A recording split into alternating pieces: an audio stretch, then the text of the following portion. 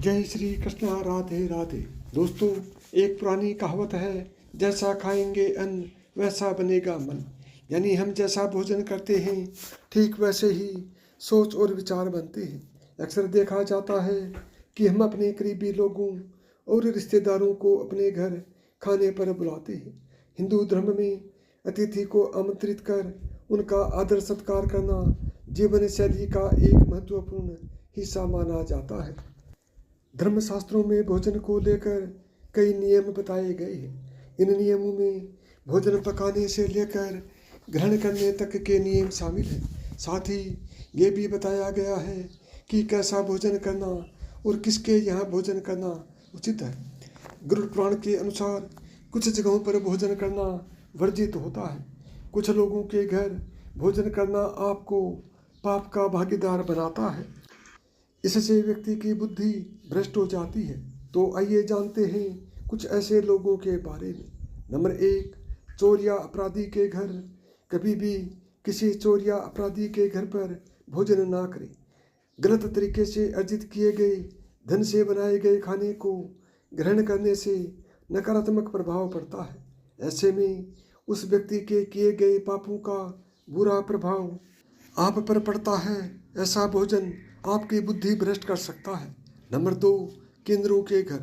हिंदू धर्म में केंद्रों को दान देना काफ़ी शुभ माना जाता है, लेकिन उनके घर कभी भी भोजन करना या फिर कुछ भी खाना नहीं चाहिए। नंबर 3, नशे से जुड़े लोगों के यहाँ।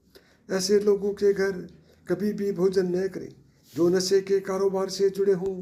ऐसे लोग दूसरों के परिवार को संकट में लाकर धन अर्जित करते हैं, जिसके कारण नकारात्मक प्रभाव पड़ता है। ऐसे लोगों के घर का पानी पीना भी वर्जित माना जाता है। नंबर 3, चुगलखोर व्यक्ति। जिन लोगों में दूसरों की चुगली करने की आदत है, उनके यहाँ भोजन कभी नहीं करना चाहिए। चुगली करने वाले दूसरों को परेशानियों में फंसा देते हैं और स्वयं आनंद उठाते हैं। ऐसे लोगों के यहाँ से दिया गया भोजन कभी भी ग्रहण नहीं करना चाहिए। शास्त्रों में इस काम को भी पाप की श्रेणी में रखा गया है। नंबर 5, अत्यधिक क्रोधित व्यक्ति। क्रोध इंसान का सबसे बड़ा शत्रु है। अक्सर क्रोध के आवेश में व्यक्ति अच्छे और बुरे का फर्क भूल जाता है। इसी कारण व्यक्ति को हानि भी उठानी पड़ती है। जो लोग हमेशा ही क्रोधित रहते हैं, उनके यहाँ भी भोजन नहीं करना चाहिए।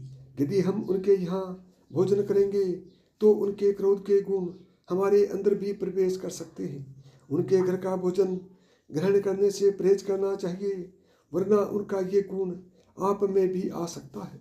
इसलिए कहा जाता है कि जैसा अन्न वैसा मन। नंबर 6, निर्दयी राजा।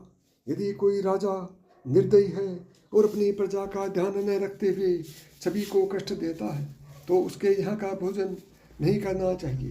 राजा का कर्तव्य है कि प्रजा का ध्यान रखे और अपने अधीन रहने वाले लोगों की आवश्यकताओं की पूर्ति करे। जो राजा इस बात का ध्यान न रखते हुए सभी को सताता है, उसके यहाँ का भोजन नहीं करना चाहिए। जो राजा अत्यंत क्रूर हो, अपनी प्रजा पर अत्याचार करता हो, उसके घर का भोजन भी कभी ग्रहण नहीं करना चाहिए।